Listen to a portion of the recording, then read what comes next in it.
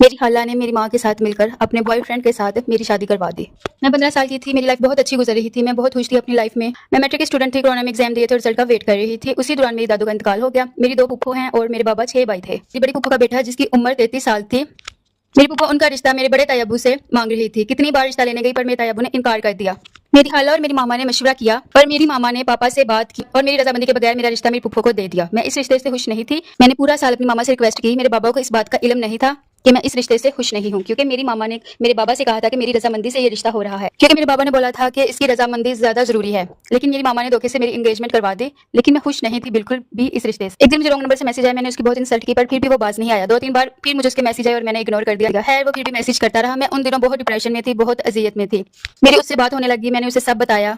उसने मुझे बोला कि तुम ऐसा करो, अपनी फैमिली में मेरा बताओ और बोलो कि मैं इसको पसंद करती हूँ, मैंने इससे शादी करनी है, क्योंकि मेरे पास और कोई वजह नहीं थी रिश्ता तोड़ने की। मैंने जब उस लड़के का नाम लिया तो मेरी मामा ने मेरे बाबा को गलत गाइड किया, मेरे भाई को गलत गाइड किया, इतना उनको हाइपर कर दिया कि मेरा भाई गन लेकर आ गया और कहने लगा कि मैंने इसको शूट कर देना है। मेरे बाबा भी बहुत गुस्से में थे। मेरी मामा ने भड़काया ही उनको इतना था कि वो कहते कि यहाँ से निकल जाओ, तुम मेरे लिए मर गई हो। खैर मैं वहीं पर खत्म हो गई। मैं 2 दिन रोती रही, कोई खाना नहीं खाया। मेरी मामा ने बोला कि अपने बाप की इज्जत देखो, ये करो वो करो। मैंने बोला ठीक है, कर लेती हूँ शादी, और शादी के लिए राजी होगी। 1 महीने के अंदर अंदर मेरी शादी होगी। मैं तब 16 साल की थी जब मेरी शादी हुई। शादी के दूसरे दिन ही मेरे शोहर ने बोला कि तुमने जॉब करनी है। मैंने कहा ठीक है, मैं जॉब